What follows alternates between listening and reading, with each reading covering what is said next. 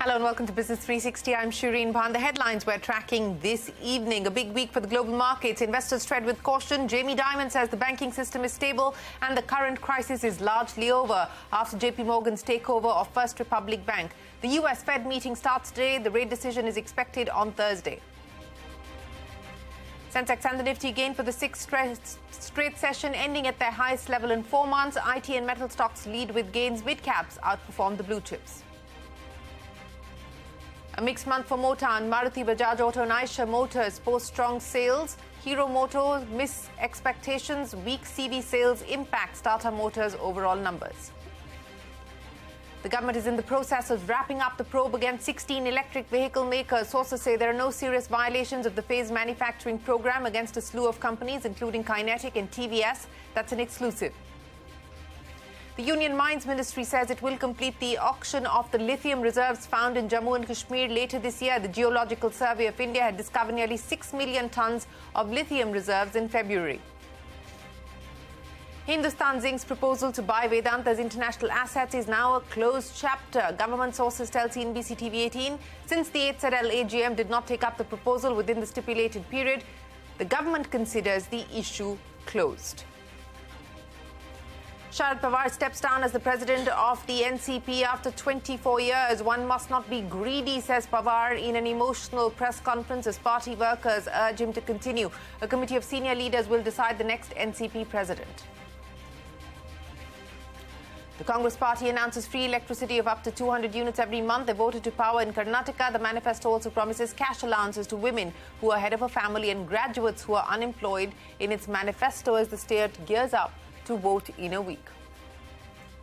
After more than 2 years, the US will end its COVID vaccine requirement for foreign travelers and government employees from the 11th of May. The country's coronavirus public health emergency will also end on the same day.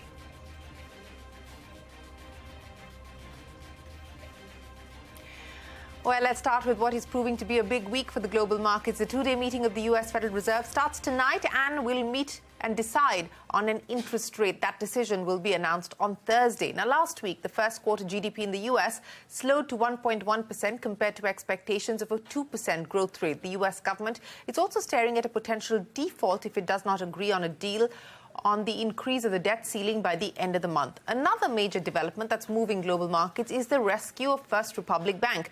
JP Morgan took over the struggling US bank. Jamie Dimon of JP Morgan says the banking system is stable and believes the crisis is now over. Yes, I think the banking system is very stable. You guys have reported already on tons of regional banks who actually had good results, very modest outflow. A lot of the deposit outflow is because of quantitative tightening. It wasn't because these people are having runs.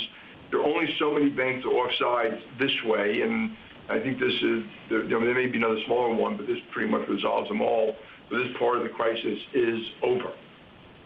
That does not, down the road, there are, rates going way up, real estate, recession, that's a whole different issue, but for now, everyone should just take a deep breath.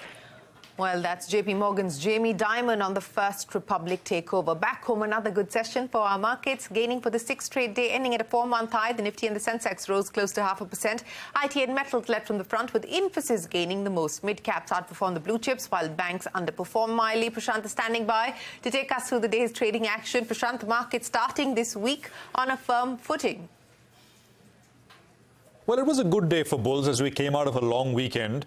But it was also a peculiar day. I'll tell you why. The market ended super strong. Bulk of the gains came in the first 40-45 minutes of trade. The high was made then, a little after 10 o'clock. Then, for the most of the session, the market did not do very much. It basically traded with those 90, 100, 110 points in gains before tapering off, starting at about 240 in the afternoon or so. And then we closed off the day's highest point. Similar is the case with the Bank Nifty as well. Looked about 0.5% strong for most of the session and finally ended with about a 0.25% gain on that one. Nifty gains coming through in names like ONGC, Tech Mahindra, HDFC Life. It was broad-based. I mean, even the names that I mentioned, there was nothing which kind of stood out in a very large way. But the broader market is where all the action is. Mid-cap and small-cap indices ending with, around 1% gains, and that tells you the story. The railway infrastructure stocks on your screen, RVNL, Ircon, etc., doing very well. And then a whole long list of names with volumes which participated. Wellspin Industries, Datamatics, Aarti Drugs, New Gen, lots of them on the back of numbers, others not. KEC, Devyani, Cochin Shipyard, Hoodco, Garden Reach, Satin Credit Care, and so on and so forth. I can go on because the list is really long that we had. Where does all the price action leave us? Well, today we've ended under the short-term resistance of 18,137. Around those levels is where we have ended, about 40 points off the last hour high. So the momentum, in a way, seemed like it was kind of stalling after non-stop gains that we had all of last 5 or 6 sessions. Tomorrow in the evening, we have the Fed decision to which we will react day after tomorrow. And I think that's the big global trigger as well, which markets will watch very, very closely. Back to you. Yes, the markets will watch very closely. Prashant, many thanks for joining us. All Adani Group stocks gained in trade today, except NDTV. This after SEBI has sought a 6-month extension from the Supreme Court to probe some of the charges made in the Hindenburg report. The Adani Power stock rallied nearly 5%. NDTV, meanwhile, reported a loss in Q4 and saw its revenues decline by 35%. Auto sales for the month of April a mixed bag. While Eicher Motors and Bajaj Auto have seen strong growth in domestic motorcycle sales, Hero Motor and Tata Motors have missed estimates. Sonia standing by with the report card for the month. Sonia. Well, thanks a lot for that. It was indeed a mixed bag for the auto sector. So let me start with the good numbers. From the two-wheeler space, it was Eicher Motors and Bajaj Auto that did pretty well this time around. For Eicher Motors, both Royal Enfield and the commercial vehicle business were very strong, both seeing growth in excess of 18%. For Bajaj Auto, the stock in fact hit a fresh 52-week high after the domestic sales almost doubled on a year-on-year basis. However, exports continue to be under pressure and that dragged the overall figure. Now for Maruti as well, it was not a bad showing, just that it continues to be in single digits. So a total growth of 6.5%, led by an 8.5% growth in the domestic business. Exports were under pressure, but the management said that that was just a shipment-related issue and there's no real concern in the export markets. On the downside, as you mentioned, Hero MotoCorp is one of the biggest nifty losers because of a weak showing this time around. Not only were the numbers below street estimates, there's a steep fall of 5.5% that the company has seen at a time when its peers are reporting a growth in their numbers. Also, you had Tata Motors, very peculiar, at a time when peers like Ashok Leyland and Eicher have reported a good growth in their numbers. Tata Motors commercial vehicle sales were actually under pressure, total CV sales down 27%, and that dragged the overall performance with it. So this time around, you'd have to say it was a mixed bag from the auto pack. Back to you. Sonia, many thanks. And staying with the auto space, the government is in the process of wrapping up its probe against 16 electric vehicle makers. Sources have told CNBC-TV18 that there are no serious violations of the phased manufacturing program against a bunch of companies, including Kinetic and TVS. Parikshit joins us now with more details. Parikshit, so some companies off the hook from a standpoint of PMP violations, but give us the scope of where things currently stand with the overall probe. Well, there are a total of 16 companies which were under scrutiny by the Ministry of Heavy Industries, and there were 2 categories of investigations. One including 13 companies for allegedly misappropriating FAME subsidies and violating the phased manufacturing program and the eligibility criteria under the FAME scheme. The other probe that was underway was on complaints of overpricing, where companies like Hero MotoCorp, TVS Motor Company, Ola and Ather were accused by whistleblowers of selling their electric scooters over and above the 1,50,000 price cap under the FAME scheme. Now, all these probes are in the final stages. Hero Electric and Okinawa, they have been debarred from the FAME scheme. They have been deregistered. Notices were issued to them on the 29th of April, and the government is looking to recover close to 250 crores that these companies got in subsidies from the Ministry of Heavy Industries since 2019. At the same time, probes are also on against the likes of Kinetic Green, Okaya, Jitendra EV, Avon Cycle, Victory, Tukral, TVS. Now, these companies, according to an ICAT investigation, a testing agency investigation, have been cleared of charges of violating the FAME criteria or the phased manufacturing program. Ola Electric, we have been told by the government, has promised to reimburse 130 crores, which was collected as payment for the off-board charger to customers. We believe that the other companies which were accused of the same charge, such as Hero MotoCorp, TVS and Ather may also follow suit. We have been told by TVS, which is also unlikely to face any action, that they will be taking more steps to address customer concerns. So the probe coming to a close, but there could be some companies facing serious action and others may be cleared of all allegations. Parikshit, many thanks for joining us. Now, the government intends to auction lithium reserves found in the state of Jammu and Kashmir later this year. The Mines Ministry has written to the Jammu and Kashmir administration to appoint a transaction advisor for the auction. Remember, the Geological Survey of India discovered nearly 6 million tons of lithium in February from Jammu and Kashmir's Riyasi district. Sonal Bhutra joins us now with the details. Sonal, how does India stack up against its global peers in terms of reserves? Well, this is an important update as far as lithium reserves in our own country are concerned. So I thought let's take it forward and talk about what the global picture is really like when it comes to lithium reserves and production as well in every country. Now, in 2022, the global lithium reserves stood at 26 million tons. Now, that's a big number. And if we talk about which country had how much reserve, Chile was the one which topped the list at 9.3 million tons. This is again in 2022. This was followed by Australia at 6.2, Argentina at 2.7, China at 2, USA at around 1 million tons, Canada similar amount 0.9 million tons, Zimbabwe, Brazil and Portugal anywhere between 0.25 to 0.3 million tons. Of course, if we put this into perspective, India's lithium reserves that the government says have been found in Jammu and Kashmir would be a big number as well. Now, in terms of percentage, of course, as I said, Chile is the one which contributes the most, around 36% of global reserves, Australia at 24%, we have Argentina at 10%, China contributes 8% to global lithium reserves, followed by US and Canada at 4%, and then there is others like the other countries that I mentioned earlier, around 13%. This is about the reserves, but how much is actually produced in these different countries? While Australia stands second when it comes to global reserves in terms of lithium, it is the top producer of lithium in the world. Total capacity in terms of production share, Australia has 47% production share of lithium, followed by Chile at 30%. China has around 15%. We have Argentina at 5%, Brazil at 2%, and Zimbabwe and the others at 1%. So that's the picture as far as lithium reserves and lithium production is concerned. Now, where is lithium really used?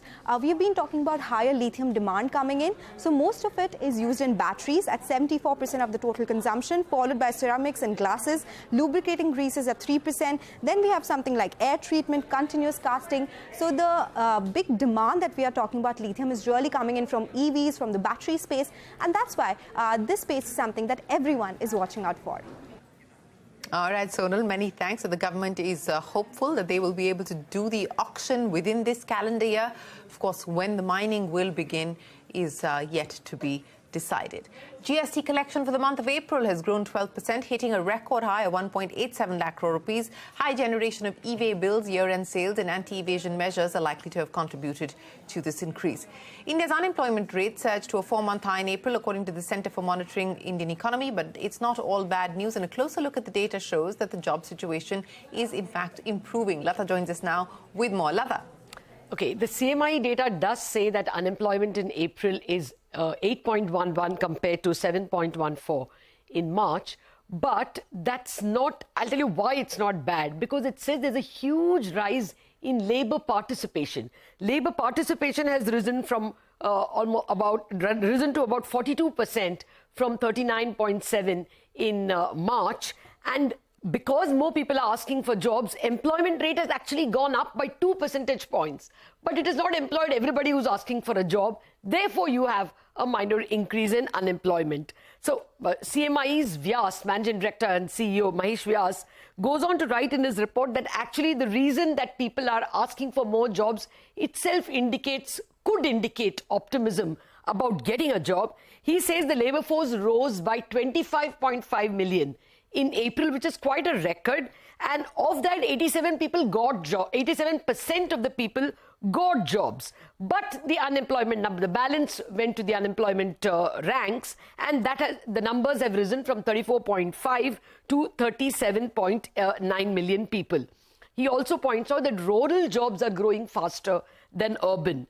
In rural India, 20.3 million people entered the workforce. 95% of them got jobs. In urban India, however, 5.2 million people entered the workforce, but only 55%, that is half of them, got jobs. So the rural scene is a little better. But overall, yes, unemployment is up, but that's also because more people are enthused to look for a job. All right, Lata, many thanks for joining us. Now, according to a survey by the World Economic Forum, India is among countries most likely to benefit from supply changes. And India is not alone. The survey points that Vietnam, Thailand, Indonesia, Mexico, Turkey and Poland are some of the other countries that are likely to attract manufacturers. The survey points out that economists are divided on the issue of a global recession. 45% of chief economists say a recession is likely in 2023. A similar number consider a recession to be unlikely. On the issue of interest rate hikes, almost 80% of chief economists think central banks are now facing a trade-off between managing inflation and managing financial sector stability. Crude oil prices remain under pressure on the back of weak manufacturing data from China and expectations of another rate hike by the Federal Reserve. Prices have seen a marginal recovery after a poll suggested that U.S. crude stockpiles are expected to have fallen for a third consecutive week. And back home, relief coming in for oil companies after the government has cut the windfall tax on crude petroleum to 4,100 rupees per tonne. It was earlier taxed at 6,400 rupees per tonne. Meanwhile, the windfall tax on diesel, petrol and ATF continue to be exempt. Government sources telling CNBC-TV18 that Hindustan Zinc's proposal to buy Vedanta's international assets stands closed and the government considers the issue resolved. In January this year, Vedanta had announced it will transfer its international zinc assets to its subsidiary Hindustan Zinc for nearly $3 billion. However, the government had opposed the proposal. Time for us to head into a break. But up next, Sharad Pawar steps down as the president of the Nationalist Congress Party after 24 years. One must not be greedy, says Pawar in an emotional press conference as party workers urge him to continue. That and more when we return.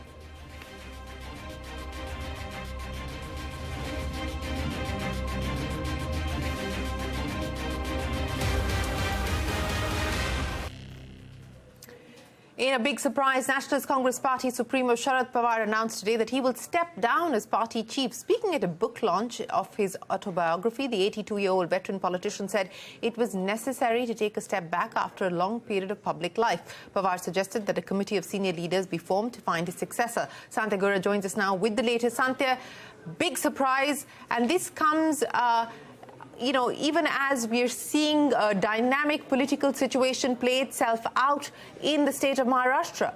Yes, absolutely, Shireen. See, Maharashtra anyway is a complicated state when it comes to politics. Too many parties, all of them important, and one of the most important parties is NCP, and one of the key leaders is Sharad Pawar himself. So when he today announced that he's going to step down as the party chief, it obviously sent shockwaves through party lines. Now, the timing of this is something which is the most crucial part of it. Supreme Court is all set to pronounce its verdict in the plea which was filed by Uddhav Thackeray seeking disqualification of Eknath Shinde and other MLAs who left Shiv Sena at that time to join Eknath Shinde. So, Shireen, since that particular news has come, Maharashtra political landscape is buzzing with all sort of speculations and rumors. There was a rumor that Ajit Pawar is going to show his support to BJP. He's going to take some MLAs with him and join hands with BJP. Ajit Pawar dismissed those rumors, but after this announcement which was made by Pawar Senior, the rumor mill has started again. Now, another reason why the timing of this is important, because another set of speculation was that there's going to be a change of guard. Eknath Shinde is going to become the deputy chief minister and Devendra Fadnavis is going to be promoted as the chief minister of the state. Now, the ramifications of this decisions, of this announcement of Sharad Pawar, that's an important aspect here, Shireen, because not only it's going to change the political fabric of the state, it's going to affect MVA alliance as well, because it was Sharad Pawar's decision first to form MVA. He was the one who assured Uddhav Thackeray recently that NCP is going to be and going to remain a part of MVA, and not just that, internal politics of NCP is also going to, face the consequences, because the rivalry which is there between Supriya Sule and Ajit Pawar, that's a well-known secret. Sharad Pawar time and again has hinted that he wants his daughter to take over the party, but Ajit Pawar, who enjoys a tall stature in the party, definitely is not going to let that happen easily. He enjoys not just the support of MLAs, but also party workers. So this decision is going to affect not just NCP but Maharashtra politics. Shireen. मी जे सांगितलं मी असं स्वच्छ सांगितलं की आपण सगळे एकत्रित पक्षात काम करणार आहोत. मी फक्त पदावर वाजून होतो. तुमच्यापासून मी बाजूला नाही. तुमच्या सगळ्या कामाला कार्यक्रमाला तुमच्या बरोबर आहे. आज आता पवार साहेबांनी काय राजीनामा दिला त्याची कारण काय ती आम्हाला आज त्याच्यावरचं वक्तव्य करणं हे चुकीचं ठरेल. Well, a big shift there for Maharashtra and Maharashtra politics, with Sharad Pawar stepping down as the NCP chief. Well, with a week to go for Karnataka elections, Congress party has released its manifesto. It has announced free electricity of up to 200 units every month if voted to power. Harish Upadhyay joins us now with the latest. Harish, take us to the Congress party's manifesto. The Congress party today released its manifesto. The manifesto has all the 5 major poll promises or guarantees given by the Congress party, including 200 units of free electricity to every household and also free travel for women in the state transport buses. It also promised to ban organizations like Bajrang Dal and PFI if they indulged in activities that triggered hate among communities. The Prime Minister was quick to take note of it, jump in and criticize the Congress party for the same. The Congress has also assured that it would scrap the national education policy if it comes to power and draft a special education policy for the state itself, and also cleanse all the textbooks and get rid of all the changes that the BJP had brought in the syllabus for the state board. In Bengaluru, with camera person Pramod, Harish Upadhyay for CNBC-TV18. And this is the story that is breaking before we go. GoFirst has said it is going to file for voluntary bankruptcy. The airline has moved the National Company Law Tribunal under the Insolvency and Bankruptcy Code. GoFirst Pratt & Whitney engine failures have resulted in grounding of 25 aircraft. This is equivalent to 50% of its fleet as of the 1st of May. So trouble there for one of India's airlines. GoFirst filing for bankruptcy under the Insolvency and Bankruptcy Code, moving the NCLT. We will get you more details on that in just a bit.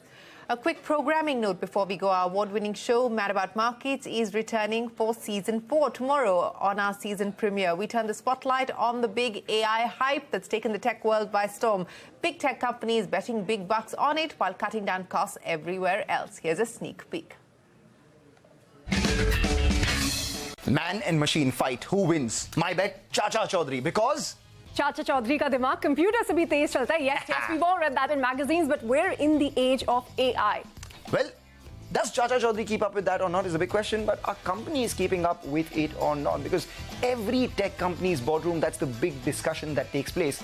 Artificial intelligence. And the big disruption it can bring about to jobs and a lot more.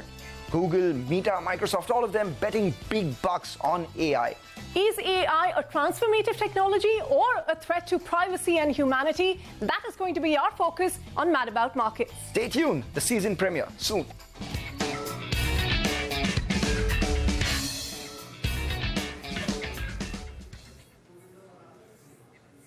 And that's it then on this edition of Business 360. Thanks very much for watching. Stay tuned to CNBC-TV18. The news continues when we return.